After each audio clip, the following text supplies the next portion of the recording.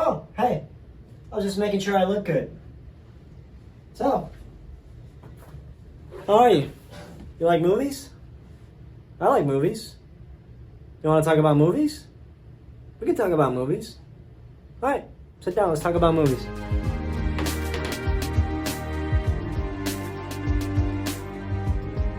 Welcome to the second episode of Movie Talk Therapy. We made it to episode 2, people.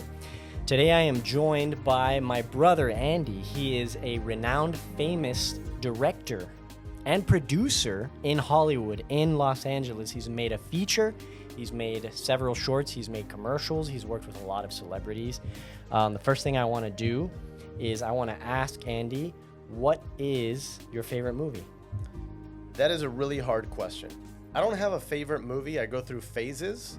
I think it's really hard to say you have a favorite movie. That's not fair to all the movies that are out there. But right now I'm going through a Big Lebowski phase. That's one of those movies I could watch over and over again and never get sick of it. Yeah, Big Lebowski is the one movie that always makes me laugh every time, no matter what. Every single time I watch that movie, I laugh my ass off. It never fails. It always gets a laugh. It's that and Pulp Fiction. Yeah. Those are comedies to me. They're not... It's like high art, but high art comedy. Yeah, Pulp Fiction is another one that's up there. For a while, that was my number one for a long time. It's a part of my life. Yeah, definitely. So what else do you do? What is your story? Give us your story. How did it start? How did you get to LA? Oh my God. And how, give us the background, the entire story from the beginning, the hero's journey that you have. He has a tattoo on his arm. My hero's journey. Yeah, I've got my own hero's journey right here. Yeah. I'll tell you the abridged version because it's long. I'll tell you of my travels. First of all, who's that guy? That is me. Oh, okay. In animated form. Oh, I see. If you want, you could just get it done for $12. You just send 10 selfies and they make an AI animated portrait. I thought, who's this guy with the chiseled jawline and the perfect mustache? That's me when I work out. You should try to achieve that level of mustache. I can. It's nice pencil Someday. thin. I'll do it. So, what was the question? My journey. Your journey. How did it start and how did you end up where you are today? I always knew I needed to make movies one way or another. It was going to happen and nothing was going to stop me. From the moment I started making movies as a kid with my brother, you joined at some point in making those films. You made a special guest appearance in some of those. But it really started when I started making movies on a professional level with gear, with a budget, and I was finally able to move to Los Angeles, where first I had to get a job and make a career out of myself so I could support myself, because if I didn't do that, I wouldn't be able to pursue filmmaking. So I hustled for many years, and I finally was able to find a job that gave me the stability to make films, and that job was at Hulu. I worked the night shift. I worked from 11 o'clock at night to 7 a.m. I would sleep during the daytime, and that was a brutal part of my life. But the best part about that job is that it gave me so much time in the middle of the night to work and write and crank out screenplays and even use the Hulu office as a production office, use their printer, use their scanner back when that was a thing that needed to be done. And I did all pre-production for my films within the Hulu office, and that was really like the heyday of me getting into production. That's where I got my feet wet and I really learned how to make something, all the departments from beginning to end. So you talked about the struggle. How long was the hustle? How long was the hustle process from like starting from scratch, leaving home, running away, and starting from complete scratch and having these crappy jobs that you have to take? I would say the hustle never ends. I'm still hustling. As far as filmmaking, hustling to make a project and get my projects made and pitching them and getting them financed. But as far as the day job hustle, I can't give you a straight answer because it's ups and downs. I would have a great job at Hulu, for example, and then I went to another production company, and then it went under, so I was back to being unemployed. And I drove an Uber for a year, and then I worked at an escape room as a game master. I was the guy that would lead you through the puzzles of the escape room. It was Titanic themed, so I had to put on a mid-eye. Welcome to the Titanic. Step So aboard. there was a lot of like being like a cast member, Disney type thing. Yeah.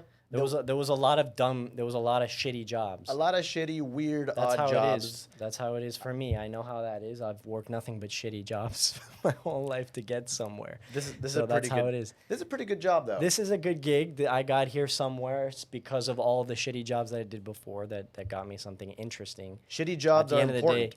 At the end of the day, you want to be doing something interesting. And Yeah. I made a lot of movies and spent a lot of my money as well. So I know how it is. We both understand the struggle of filmmaking. Yeah. Tell me about your filmmaking, the movies that you made the moment you got. Well, actually, your whole film journey. Like how did you start? What were the movies that led you to LA's big feature, Yeah. which was the mountaintop moment, and where you are today, which is steadier, which is kind of where everyone wants to be. Yeah. I'm in a good place right now. I made a lot of short films, and that's the key. Just you need to keep creating something. And when you're done, do another one. And if it comes out shitty, that's okay. You're supposed to fail. Failure is good. You learn a lesson. Just make another one. It'll be better. Yeah, and I made sometimes a you nice make string shitty of caquita movies. It happens. Um, I've made some. Yeah, of course. You have to have some duds in there to learn. But I find me and my crew, Stephen Rico, I think you remember him. We had a nice. I remember Steven Rico. We have a good Shout out. shout out, Stephen Rico. We had a good group going of filmmakers, and we made a movie called The Adventures of Warrior Boy, and that was a movie that I finally felt truly proud of. This is something I didn't mind showing people in a movie theater, and we screened it at the Cosford Cinema at UM, and people loved it. And that's where I received the first validation that I'm on the right track. I think I'm pretty good at this whole thing. Let me keep doing it. But it was the big turning point, the big crossroads was a short film I made called No Stranger Pilgrims that you remember, because that was the film that finally got the attention of some producers who ended up financing my first feature film. So the moral of the story here is keep creating stuff, keep making films until somebody, the right person, sees it, discovers you in a sense, and either what happens to me happens, which is you get lucky. Let's be real. It's the talent game. and luck. It's the And look, lottery. talent is not enough. There's plenty of talented people out there. You know, Who don't make it. you see them I on the know 'em. street performing, busking.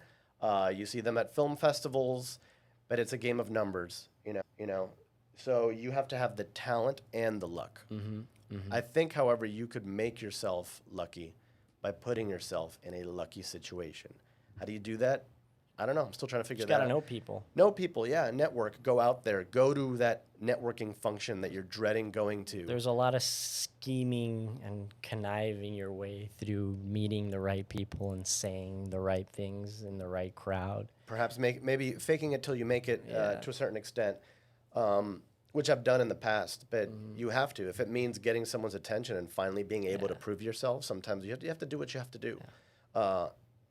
So, yeah. What would you think constitutes whether you made a good movie or a bad movie? How do you know you walked out of a movie you made and you're like, you know what, that one just wasn't good? Because the audience is always going to be a little nice. When you go to a screening, they're always going to be like, when it's over. Well, you could feel it. You could feel when a movie is bad. You know it in your gut and in your soul. And you could also feel the energy of a movie theater when you're in it. I like to sit in the back and watch people's reactions. Because, they may clap for it, but you could feel it in the movie when people aren't vibing with your film, whether it be uncomfortable positions, people moving and shifting and pulling out the Skittles to start chewing loudly. See, it's funny. I never dealt with that because I made movies. I put them all on YouTube. I don't do screenings. I just don't like that. So I just assume, Yeah. based on the comments and like how many views it has, whether it's worth it, or sometimes you just know. Sometimes you're just like, this one hits, this one works, and then there's other times where you're just like, it's not good. Whatever, I made it. It's there. It's on the resume. I could just use the clips of it, and that's it. Clip it. But what a great feeling to be proud of something. Yeah, it's a great feeling. It's gratifying to see it's something that you made, that you envisioned in your head, and you get to see the whole thing from front to start, just exactly how you imagined it. All the timing is perfect. The music, the musical hits, the musical beats that you imagined in your head, and seeing it on the big screen is a very good feeling. It's the best feeling in the world. It's the best feeling in the world, I think, to bring something to life, to create something that exists in the world, and it will exist forever as long as we have, before the fall, and there's no access to our hard drives anymore. But Well, it's all there's there. a great quote in the new movie called Babylon by Chazelle. I don't know the quote exactly because it's very long, but basically one of the executives says that, one day you will die, but your face, your essence, your personality, somebody will dig up a dusty tape, Nice. put you on the screen, and you are like their friend alive in Yeah. front of you. And that's what makes movies special, is that you can encapsulate a moment or a person, a human being that's no longer alive, but they're there for you and they're alive forever in that movie, which is one of the magical things about movies. And just that vision too also gets encapsulated. Yeah, I think movies are very important, and a lot of people disregard them in this age of just content. It's pretty like masturbatory. There's so Yeah. many things out there. Well, but I think what's a movie? What Is a movie a 2-hour feature, or can it be that 30 The- second clip you see that taught you something? those lines are being blurred now. Right. From You what, know. what is a movie? Because right now I think that most TV shows are better than most movies coming out. I'm a TV person You know? as well. I think we need to come up with a different word for it. Maybe Mm-hmm. as we evolve, it's no longer movie. It's a word that encapsulates a story that made you feel things. Yeah. Whether it be, like you said, a short film. But where were we going? We went off on a tangent, and we were on a. That's good how ride. it goes. It's always a tangent. It's a stream of conscious. I'm very happy when my podcasts become a tangent because it means I'm doing a good job talking to the person. That's what a podcast is. The flow It's of the conversation. flow of conversation. But to Yeah. bring some order to it, we were talking about your career. What's your end goal? What's your dream goal? Where do you want to be when you're 70 years old and you look back? Oh my God, that's a great question. When I'm 70 years old, I want to still be making films. I don't want to retire that early. When I'm not making films, I'm unhappy. Right. It's my therapy. So at 70, I want to still be comfortably making narrative films, and I love music videos as well. I love documentaries.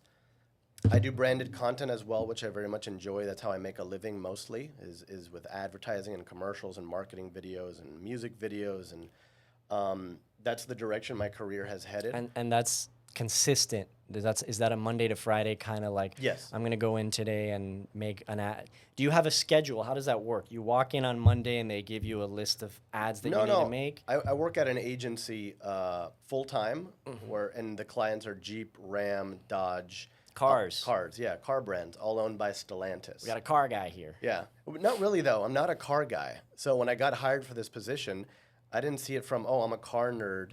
How exciting! I thought, how do I make them look good? How do I make them look good, and how do I tell a story where people are actually going to be interested? Everything I do has at least a story element in there, because that's what it all boils down to in the end.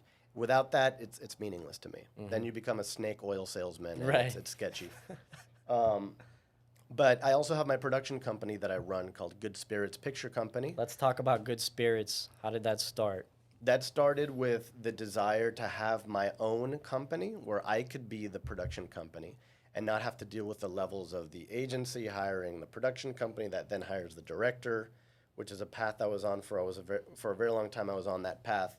Then I realized that's too complicated. That's too difficult to get a directing job. So let me be the production company, and I will hire myself to be the director and the editor and the producer if need be.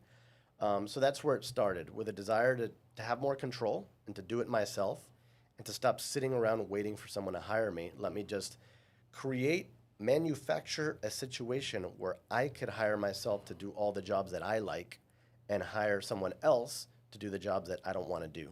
For example, producing. I'm good at it. I like it, but I'd rather somebody else do it so I could focus on the parts that I truly enjoy, which is directing. So first it started off very slow.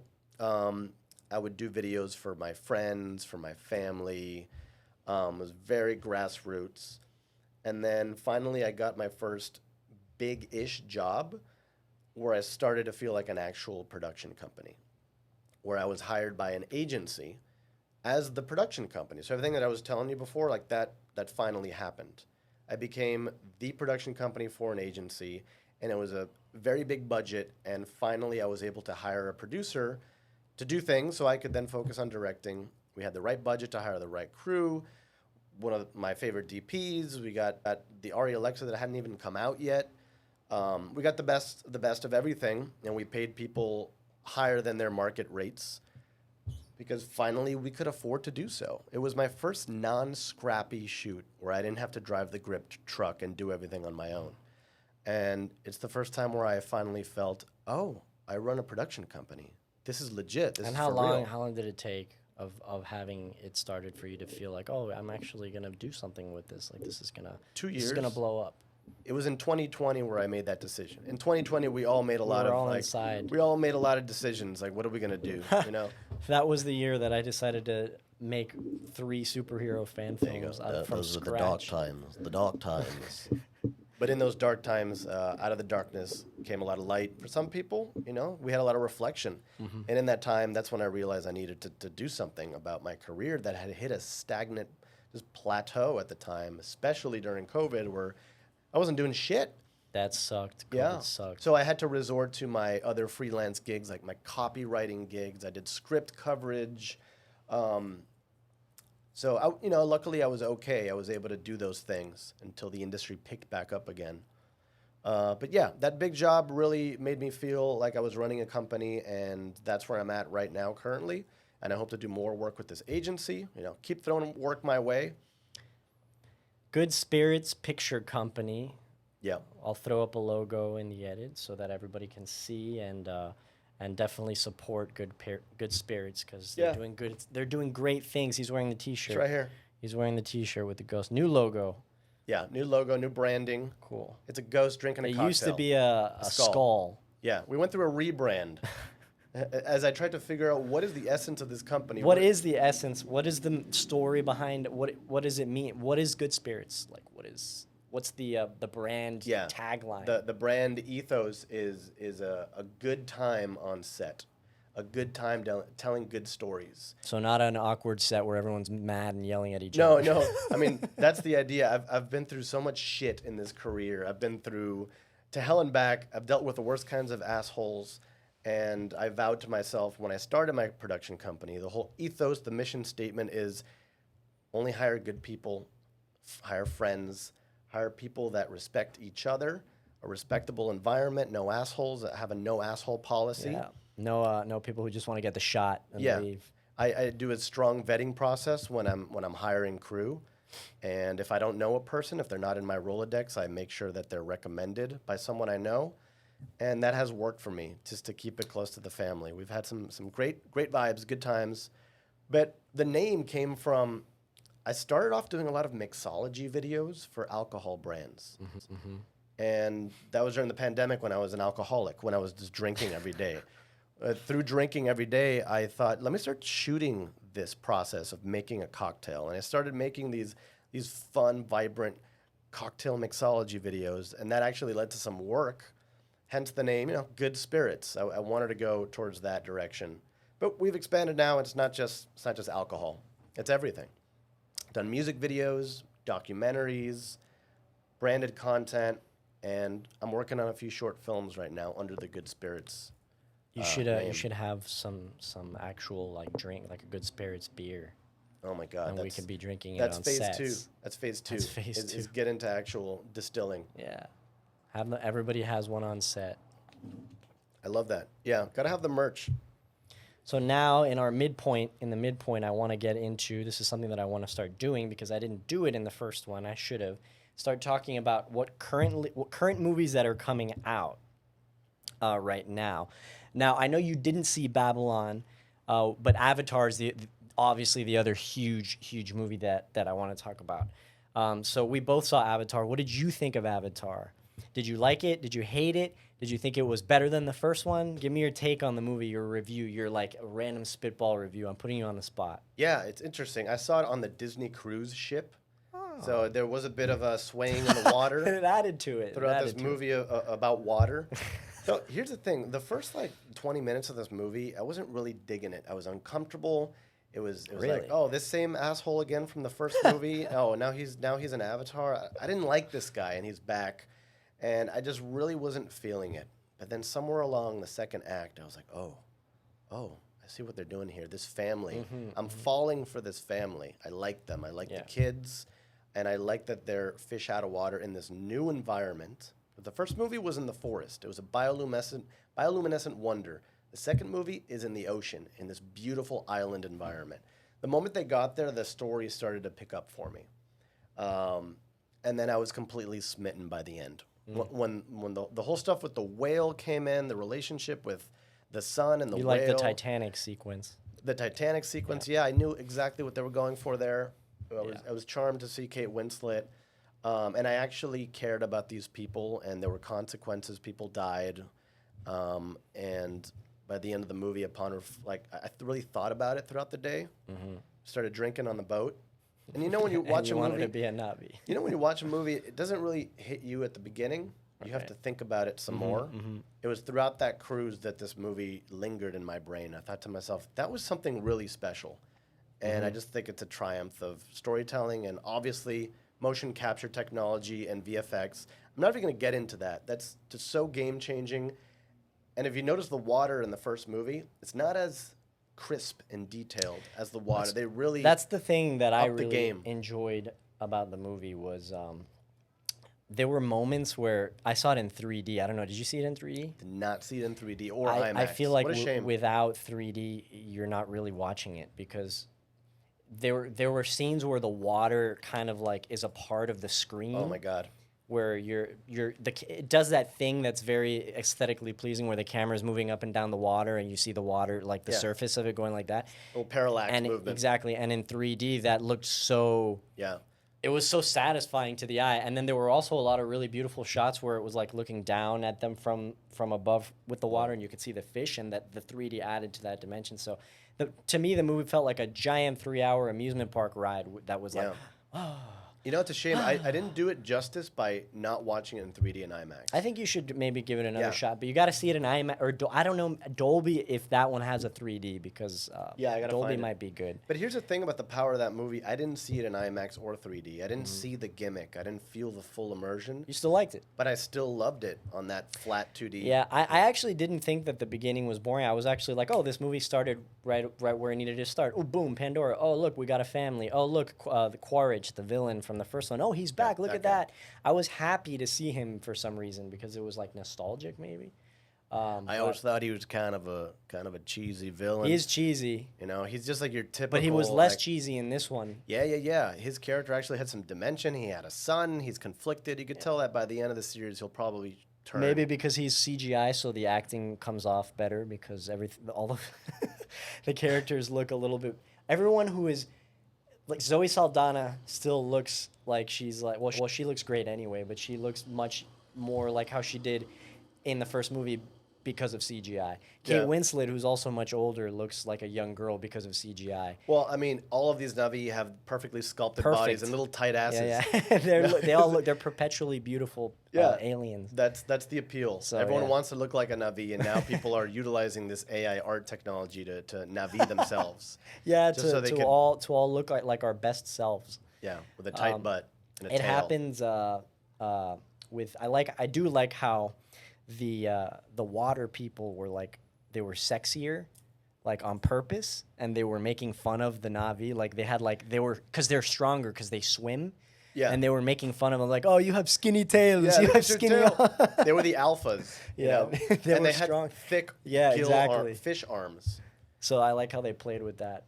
Yeah, it was cool. And I love world building. I love escaping to other planets, and it's exciting to learn that Pandora has other areas of this planet that we don't know about. Right. You know, I'm wondering what the third movie will entail, and if there's maybe like mountainous terrain. Well, I think there's 5, right, in total. The first one, and then the titles came out. This one was The Way of Water. The third one was The Seed Bearer. Cool name. And then the fourth one is the Tulkun Rider, which the Tulkuns are the whales. That's what they're called. Yeah. And then the last one is the quest for Awa. So we're probably going to see the goddess. The goddess, yeah. It's the classic hero's journey trope, and I'm down. It'd be cool. Give it to me. It'd be cool if they did like what you said. It's a different terrain per movie. So we did water. The first one was the forest. Yeah. Maybe the mountain. The desert. Like a good like Western-y vibe. These dry reptilian Navi. You know, where we have the complete opposite of the water world Navi. Will we ever see Earth? That's fascinating. Yeah, I mean, probably not really fascinating because we know Earth. But but how cool would it be to integrate what's going on the planet Earth? Yeah. Maybe Earth goes to war with Pandora. Yeah. That'd be cool. Let's not forget there's still the main capital city on Pandora that they colonized. You know, what's going on there, and the epic final battle will probably demolish that city. Yeah. Avatar was good. I gave it 4 stars. What would you give it? Avatar? I'd give it 4 stars as well. Very good. You know, Fair. I think it was just a little too long. It didn't need to be that long. I actually didn't think it was that long. You know, actually, just thought it went by pretty fast. Trim 10 minutes of that, and some other story elements that wouldn't give me the full top 5. Yeah. And then the other movie that I want to get into, which Andy has not seen, he's a sinner for not seeing it, but he will see it eventually. It's called Babylon by Damien Chazelle. Now, Damien, I just want to talk about this movie. I'm going to go on a little bit of Let's go watch it tonight, tangent. I'm down if you're down. perhaps. But so he's made 4 movies, and he's an up-and-coming guy, Damien Chazelle. He's like my new favorite director. Next to, you know, currently right now, the big guys are like, you know, you got Christopher Nolan, who's kind of on his way out. You know, he's getting older. It's been already, 20 years? Yeah. He's finishing up. Tarantino's finishing up. So Chazelle is like the new guy, the new kid on the block. He's also a very young guy. And he made Whiplash was the first one, right? Yeah. And Whiplash was like, whoa, this is awesome. Which was a short film. Movie. Yeah, exactly. Babylon was 2. Really? He shot it on an iPhone. Babylon was one of his short films? Yeah, so he did, during the pandemic, he made there's a short version of Babylon that he shot on his phone in, like, his house. Whoa. Because the movie mostly takes place in, like, these party atmospheres that are within houses. Yeah. And so before he made the real Babylon, which is much more complex and has a lot more, you know, moving pieces and stuff going on, he made a shorter, like, kind of like a fun party movie, like a little frat boy party movie in his backyard. I gotta with his find that. phone. Yeah, you can't find it anywhere. But And he actually pulled it off, the party extras talent. Yeah. Like, it was something he did with his friends. Sick. But yeah, anyway, he did Whiplash, then he did La La Land, which I love, and then First Man, which was also amazing. All of them have great music, and then Babylon. So this is a movie that is about, it's similar, it's like the dark version of La La Land. Because La La Land is hopeful, happy, you know, everybody gets what they want in the end. It's this glamorous story. Well, they don't really get what they want because they don't end up together, which is the big thing. Spoiler alert. But, you know, it glamorizes Hollywood. This shows you the dark underworld of Hollywood during the 1920s. People die. People will die in this film. Yeah, it shows you that there is a mafia that Hollywood is controlled by. There's like sex trafficking. There's all this really dark, kind of seedy stuff that goes on, you know, with the people on set. Whoa. And they go into, this was before movies had sound. So, and that's a big part of the movie. A big transition of the movie is how movies became talkies, and it kind of changes the industry. But before movies had sound, they would shoot in these studios that were in the middle of the desert in, like, horrible conditions. And there was one set here, and if you looked on one side of, you know, of your peripheral vision, you'd see one set and one movie being made, and then on the other side there'd be another movie being made. They'd have battles, like war battles being made. People would get killed, and they would just cover it up, like, oh, he had a drinking problem, we'll just say that he was drinking on set. And back then there was not, like, this exposure that there is today, where now what this movie actually did was it made me feel like, you know, people rag on Hollywood for being this dark place sometimes, but now the conditions are really good. Yeah. People get treated very well after Me Too and everything. You know, everyone, you know, everyone's treated with respect, and the talent is treated like royalty, and other than, you know, there's production assistants who get treated like shit. Yes. I know about that. Yeah. But, like, it's not as bad. It still happens, yeah. Yeah, it's not as bad as that. It's getting better. That time was it really was, Hollywood was run by the mafia. Brutal. It was the mafia that was controlling it. Mm-hmm. The movie's amazing because the performances are amazing. You have, obviously, Brad Pitt, he made me laugh. He cracked up. He plays like this crazy, like, drunk the whole time, and he's also, like, a producer. So it's like, it just shows you, like, how Did he give a better performance than his performance in Once Upon a Time in Hollywood, where he won an Oscar? Yeah, and that, yeah. In Once Upon a Time in Hollywood... That made no sense to me. In Once Upon a Time in Hollywood, he was just playing himself and being witty. Yeah. Like, he was being a YouTube jock or whatever. It's that Oscar that is definitely In this movie, political. he gets really angry and he's like he yells at his wife and it's like this like it's like more serious, but he also is funny. So you know you have that too. He has dimension. Yeah, he has dimension. Margot Robbie's also amazing, and then yeah, it's basically it does have a hopeful ending, and it does make you feel positive about Hollywood. But what the message I think of the movie is that everyone wants to be a part of something bigger than what they are. And there's a line in the movie about how you are going to die and your soul will live on in this movie because the movie was bigger than you and your character was bigger than you.